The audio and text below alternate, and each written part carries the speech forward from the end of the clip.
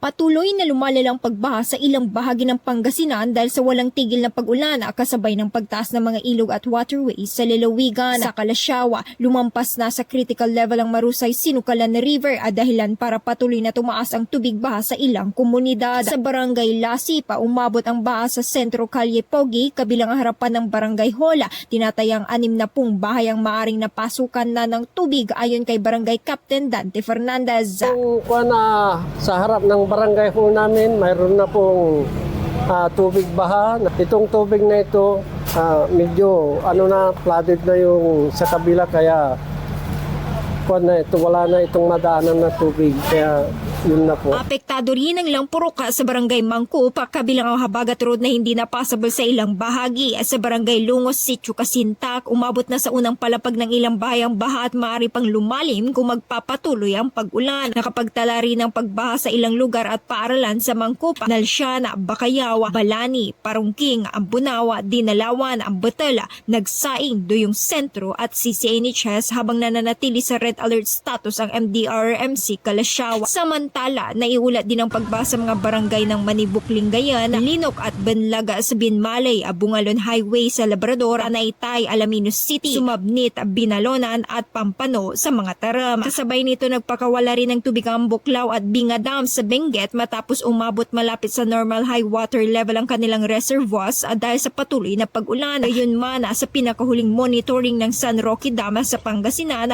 wala pang nakabukas sa spillway gate. Kasama mo mula rito sa IFM News Dagupan, ito sa Idol Denise Brillante, tatak IFM. IFM News. IFM News. IFM News.